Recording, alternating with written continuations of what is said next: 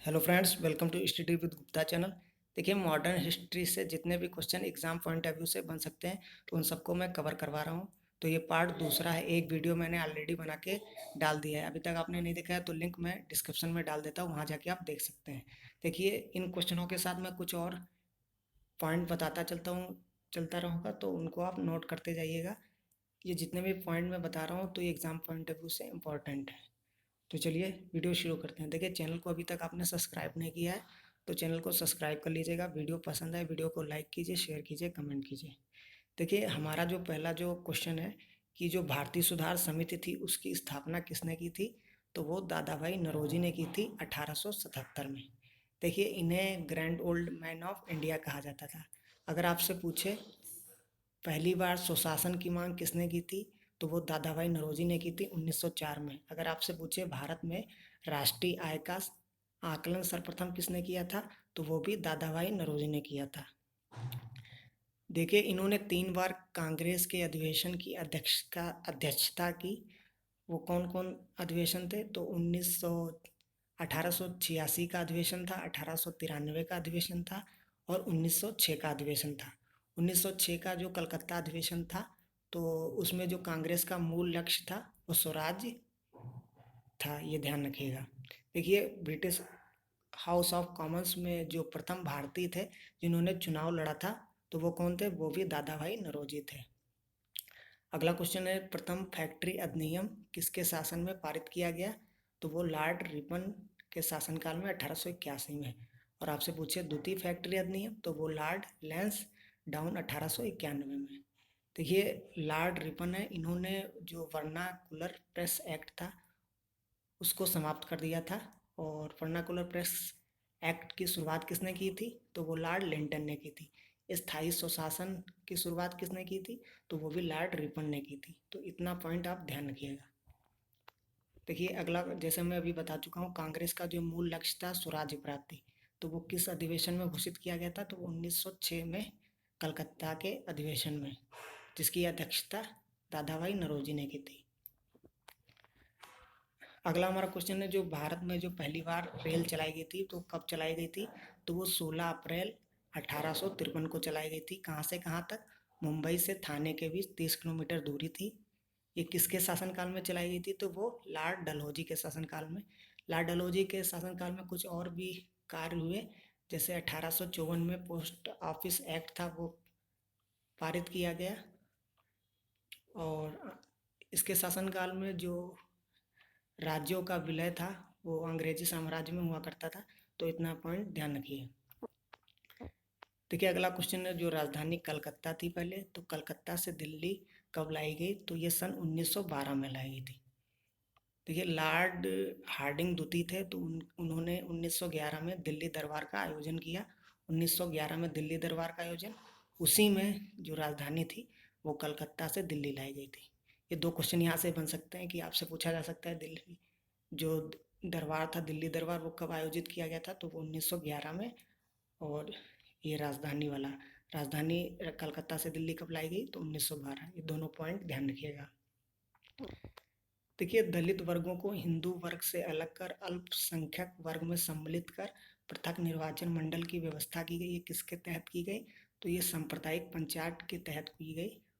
और इसकी घोषणा किसने की थी, तो ब्रिटिश के प्रधानमंत्री थे रैमजे मैकडोनल्ड।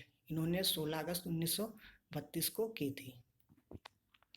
देखिए, कांग्रेस का जो विभाजन हुआ था नरम व गरम दल में, तो वो किस अधिवेशन में होता, तो सूरत अधिवेशन था 1907 में, जिसकी अध्यक्षता राज घोष ने की थी। देखिए, किस अधिवेशन में पहली बार मुसलमानों के लिए पृथक निर्वाचन मंडल की मांग को औपचारिक रूप से स्वीकार किया गया था, तो लखनऊ अधिवेशन था 1916। देखिए, इस अधिवेशन में जो गरम दल थे उनकी पुनः वापसी करवाई गई थी कांग्रेस में। और किसके प्रयास से, तो वो एनी बेसेंट थी और तिलक के प्रयास से। देखिए, इसी अधिवेशन में जो कांग्रेस लीग समझौता था वो भी हुआ था। और पूना और लखनऊ पैक्ट, इसे लखनऊ पैक्ट के नाम से भी जानते हैं, ये भी ध्यान रखिएगा कि इस अधिवेशन में पहली बार महात्मा गांधी की रामचंद्र शुक्ल से मुलाकात हुई थी। तो उन्होंने ही चंपारण में जो किसानों के विरुद्ध इस जो शोषण हो रहा था तो उससे अवगत कराया था पहली बार, ये ध्यान रखिएगा। देखिए त्रिपुरा अधिवेशन हुआ था 1939, ये डेट याद रखिएगा। तो उसमें अध्यक्षता सुभाष चंद्र बोस ने की थी। तो उसके बाद किसे अध्यक्ष पद के लिए नियुक्त किया गया था, तो राजेंद्र प्रसाद को।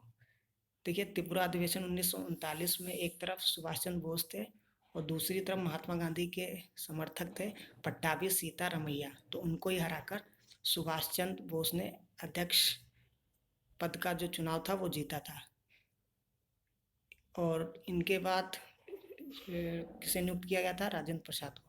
जब इन्होंने त्यागपत्र दिया सुभाष चंद्र बोस ने, तो उन्होंने 1939 में फॉरवर्ड ब्लॉक नामक संस्था की स्थापना की। ये भी ध्यान रखिएगा, एग्जाम में पूछ सकते हैं। देखिए इंडियन ओपिनियन पत्रिका थी, उसके संपादक महात्मा गांधी थे। पृथक संपादक पूछे इंडियन ओपिनियन पत्रिका के, तो वो कौन थे, मनसुख लाल नजर थे। महात्मा गांधी द्वारा साउथ अफ्रीका में इंडियन नटाल कांग्रेस थी और जो फिनिक्स आश्रम थी तो उसकी स्थापना की थी। तो ये भी दोनों पॉइंट ध्यान रखिएगा। देखिए 1919 का जो भारत शासन अधिनियम था उसके तहत संघीय न्यायालय व संघात्मक सरकार की स्थापना की गई थी। और जो विषय हैं उनको 3 सूची में इनके भारत शासन अधिनियम के तहत बांटा गया था 1919। पहली बार आपसे पूछे केंद्र स्तर पर द्वैध शासन की स्थापना किसके तहत की गई, तो वो 1919 भारत शासन अधिनियम के तहत की गई थी। इतना पॉइंट ध्यान रखिए। इसे किस अधिवेशन, कांग्रेस अधिवेशन की अध्यक्षता प्रथम महिला अध्यक्ष ने की थी, तो वो एनी बेसेंट थी। 1917 में ये अधिवेशन हुआ था कलकत्ता में। अगर आपसे पूछे प्रथम भारतीय महिला कौन थी जिन्होंने अध्यक्षता की थी, तो वो कौन सा अधिवेशन था, तो वो 1925 का था कानपुर अधिवेशन। और जिसकी अध्यक्षता किसने की थी, सरोजिनी नायडू, जो कि प्रथम भारतीय महिला अध्यक्ष थी। ये ध्यान रखिएगा। अगला क्वेश्चन है, जो भारत का पहला गवर्नर जनरल है वो कौन है, तो वो लॉर्ड विलियम बेंटिंग है। 1833 एक्ट के तहत ये बना था। देखिए बंगाल का गवर्नर जनरल पूछे तो वो रॉबर्ट क्लाइव हो जाएगा। बंगाल का प्रथम गवर्नर जनरल पूछे तो वो वारेन हेस्टिंग हो जाएगा। और भारत का पहला governor general Lord William Bentinck. और भारत का अंतिम गवर्नर जनरल और प्रथम वायसराय तो वो कौन होगा, लॉर्ड कैनिंग होगा।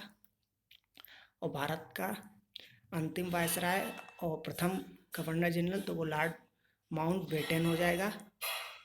और आपसे पूछे स्वतंत्र भारत का प्रथम भारतीय गवर्नर जनरल तो वो चक्रवर्ती राजगोपालाचारी हो जाएगा। तो इतने पॉइंट ध्यान रखिएगा।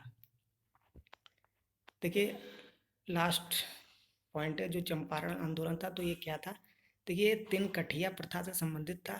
3/20 भाग पर नील की खेती की जाती थी। यूरोपीय नील बागान मालिकों द्वारा शोषण के विरुद्ध किसानों का आंदोलन था।